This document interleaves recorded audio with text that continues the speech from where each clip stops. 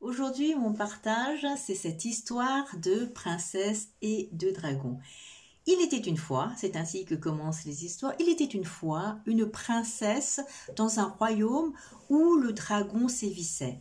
Et pour faire cesser le pouvoir de ce dragon, le roi et la reine avaient décidé de faire épouser la princesse et le dragon.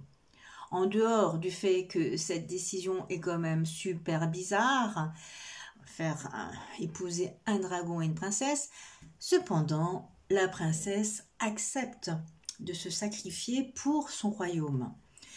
Mais sa condition, c'est quand même d'aller voir sa marraine, qui est une sage femme. La marraine lui dit « Ma fille, si tu veux épouser le dragon, voici ce que je te conseille.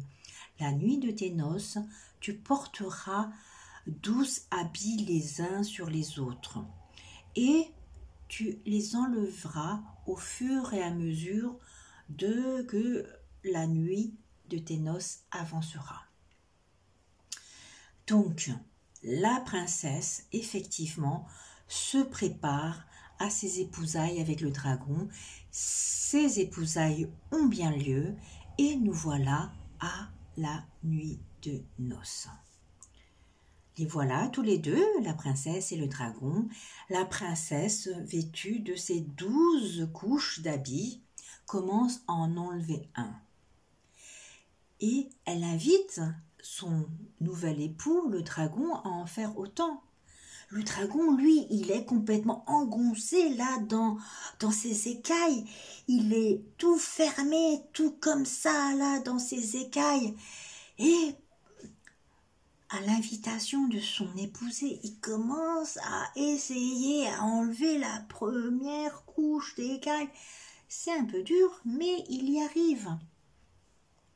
Ainsi, l'épousé retire la deuxième couche d'écailles et le dragon continue aussi à enlever ses écailles.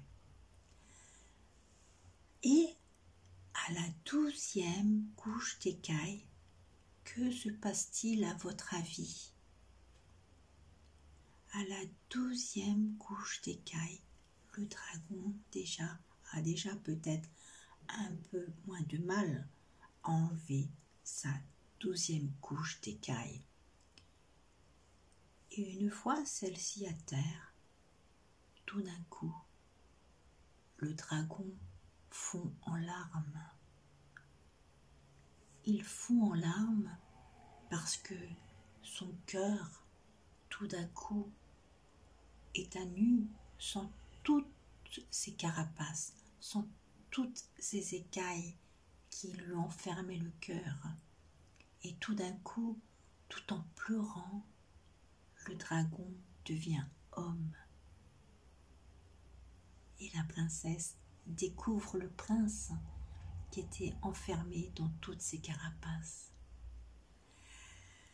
Alors, de quoi nous parle cette histoire et quel lien je fais avec le confinement? Pour moi, le confinement nous invite aux confins de nous-mêmes, nous invite à nous défaire de nos carapaces, de nos écailles de peur, de colère, d'agitation, de doute, de confusion, de ressentiment, même si nous avons des raisons objectives de ressentir tout cela. Ça nous invite vraiment à y faire face et à nous défaire de cela pour devenir de plus en plus ouverts à notre cœur, peut-être de plus en plus vulnérable, certes, mais ouvrir notre cœur. Et moi, c'est vraiment ce qui m'est arrivé, c'est faire face à la colère, à l'énervement, parce que c'est mon focus principal, c'est mon écaille de dragon principal.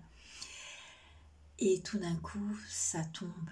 Et quand c'est tombé, tout d'un coup, j'ai vraiment senti mon cœur de lumière être là. Et j'espère que vous pourrez trouver le vôtre aux confins de vous-même. C'est vraiment ce que je vous souhaite.